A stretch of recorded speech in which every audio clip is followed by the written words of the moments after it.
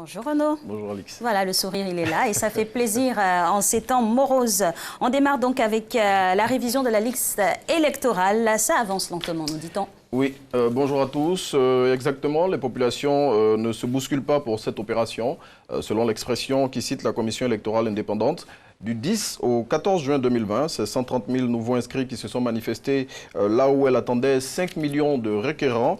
Le confrère qui a constaté le manque d'intérêt des populations après une enquête dans plusieurs villes telles que Boaké, Daloa, Touba ou encore Lakota invite les partis politiques à redoubler d'ardeur sur le terrain afin d'amener leurs militants à s'inscrire massivement sur la liste électorale avant la fin de l'opération qui est prévue sauf changement pour le 24 juin 2020.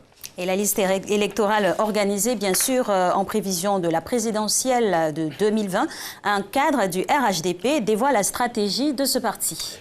Le RHDP veut gagner avec la manière, c'est ce que révèle à la une du Patriote de ce jour Lassina Karamoko.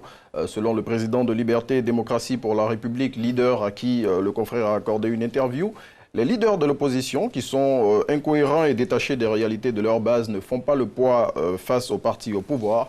À en croire ce cadre du RHDP, sa formation politique remportera à coup sûr l'élection du 31 octobre. Et le ministre de l'Artisanat nous donne des nouvelles du chef du gouvernement. Amadou Gon Coulibaly parle, c'est ce que barre à sa une le quotidien Le Matin qui révèle que le ministre Sidiki Konaté en tournée en ce moment à l'ouest de la Côte d'Ivoire a révélé à l'étape de Zouan-Ounien avoir eu un entretien téléphonique avec le chef du gouvernement. Selon le confrère, au cours de la conversation qu'ils ont eue, le Premier ministre a indiqué que tout s'est bien passé grâce aux prières des Ivoiriens. Pour rappel, le Premier ministre est en France depuis le 3 mai 2020 pour un contrôle médical. Et un mot d'environnement, la Côte d'Ivoire est à la porte de désert.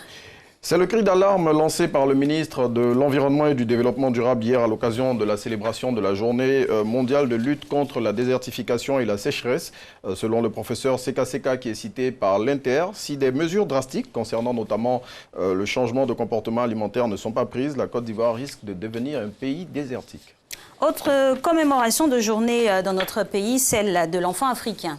Tout à fait. Le thème choisi par la Côte d'Ivoire à l'occasion du 30e anniversaire de cette journée initiée par l'Organisation de l'Unité africaine en souvenir du massacre de centaines d'enfants de Soweto par le pouvoir de l'apartheid le 16 juin 1976 est « Respectons les droits des enfants afin de mieux les protéger ». J'y suis arrivé en cette période de Covid-19. À cette occasion, le professeur Bakayoko Lee Ramata, ministre de la Femme, de la Famille et de l'Enfant, a appelé à la vigilance et à l'engagement de tous pour que les droits des enfants soient davantage respectés. Et direction maintenant le Mont Peko. Et c'est avec Fraternité Matin qui nous donne des nouvelles de ce parc national, 4 ans après l'opération de déguerpissement des populations qu'il avait colonisées. Le quotidien pro-gouvernemental nous dit ce que devient le Mont Peko et les mesures prises par les autorités ivoiriennes pour le sécuriser.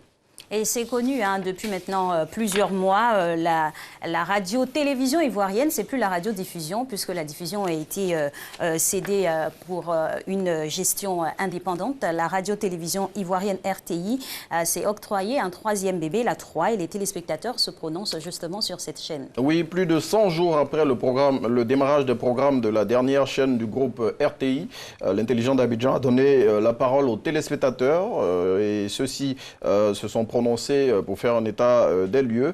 Et de l'avis général, le dernier né du groupe est très apprécié du grand public. Néanmoins, les intervenants ont fait des suggestions et remarques pour l'amélioration des émissions qui leur sont proposées. Avec grand bonheur, nous les acceptons pour la qualité de nos programmes. On passe au football maintenant, Fédération ivoirienne de football. Que se passe-t-il après le 30 juin 2020? Que va-t-il se passer? Cette date du 30 juin, c'est celle où doit prendre officiellement fin le mandat de Sidi Diallo, l'actuel président de la FIF.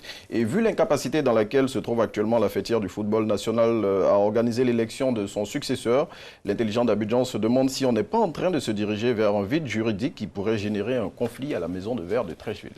Le temps nous le dira. On referme donc la revue de presse de ce jour avec un chiffre. 6063, c'est malheureusement le nombre de cas confirmés de contamination au coronavirus en Côte d'Ivoire. On le voit ici sur cette image, c'est en rouge ce chiffre. Et pour les autres, on a 48 personnes décédées et 2749 autres qui ont guéri de la pandémie et sur un total de 3266 cas actifs. C'est l'occasion en même temps de rappeler aux populations qu'il faut respecter les mesures barrières. Très exactement. C'est clair, on n'est pas